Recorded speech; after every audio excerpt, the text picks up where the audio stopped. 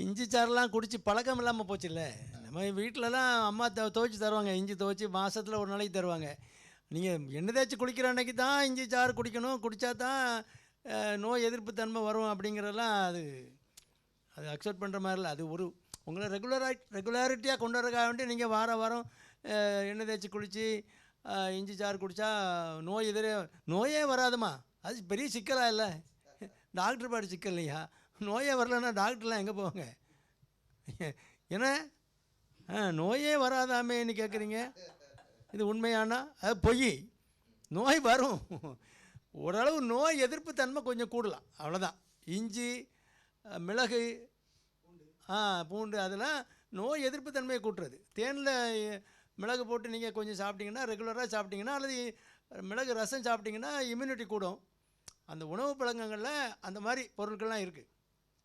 நோயே வராதுன்னா அதெல்லாம் நம்பி இருக்கக்கூடாது. இஞ்சி உங்களுக்கு ஒத்துக்கிட்டால் குடிங்க, ஒன்றும் தப்பே கிடையாது. இஞ்சி நல்லது தான், ஜீரண சக்திக்கு நல்லது, நோய் எதிர்ப்பு தன்மைக்கு அது அளவாக குடிச்சிக்கணும். மற்றபடி அதெல்லாம் நல்ல நம்ம தமிழ் மருந்துகளில் நல்ல முக்கியமான மருந்து இஞ்சி, சுக்கு மிளகு திப்பிலின்னு சொல்லுவாங்க. சுக்கு மிளகுதி இப்பிலின்பாங்க.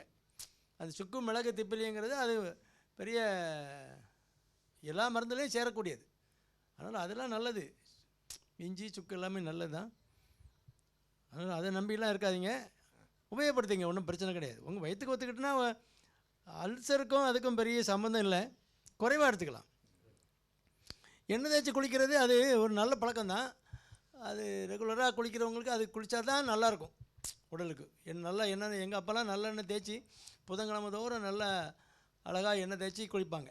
வெந்நி போட்டு புதன்கிழமை சாயங்காலம் ஆனால் எங்கள் அப்பா எண்ணெய் தேய்ச்சி குளிப்பாங்க. என்கிட்ட ஒரு நியூரோபியான ஊசி, அந்த காலத்தில் விட்னியூரின்னு ஒரு ஊசி இருக்கும். ஒரு ஊசி போட்டுகிட்டேம்பாங்க. அதனால் ஒரு B12, இப்போ நம்ம B12 போடுறோம் இல்லையா, மெத்திகோபாலமின், அந்த ஊசியில் ஒன்று போட்டு விட்ருவேன். அதே மாதிரி நானும் இப்போ போட்டுக்கிறேன் வாரத்துக்கு ஒன்று. வயசாகிட்டல, வயசாக ஏதோ சின்ன சின்ன பிரச்சனைகள்லாம் வரும்ல. இஞ்சி சாப்பிட்டாலும் வரும், இஞ்சி கொடுக்குறக்கு யார் இருக்கா? இஞ்சி யார் துவைச்சி தரா? அந்த காலத்தில் இஞ்சி, வெள்ளை இது வெத்தலை என்னெல்லாம் போடுவாங்க, மிளகெல்லாம் போட்டு, பட்டை, லவங்க பட்டையா, மகாலிங்கப்பட்டை. அங்கே எங்களோட மானாத்தானி ஒருத்தர் வீடு உண்டு, அங்கே மரம் இருக்கும், அதில் பட்டையில் உரிச்சிட்டு வந்துடுவாங்க, போட்டு இடித்து துவைச்சி வச்சுருப்பாங்க. கரெக்டாக 10 டம்ளரில் எங்கள் வீட்டில் ஊற்றி வச்சுருப்பாங்க. ஏன்னா 10 பிள்ளைகள், 10 பேருக்கும் கரெக்டாக நீங்கள் எது கூட இருக்குது எது குறையாக இருக்குது, கொஞ்சம் குறைஞ்சதை எடுத்துடலான்னு பார்த்தா ஒரு சொட்டு கூட மிஞ்சாது, கரெக்டாக வச்சுருப்பாங்க. எதை வேணால் குடிச்சிக்கலாம். கொஞ்சம் சீனி வச்சுருப்பாங்க அதில். அதனால் மடக்க குடிச்சிட்டு கொஞ்சம் சீனி அடி வயலில் போட்டு ஓடியே போயிடுவோம்.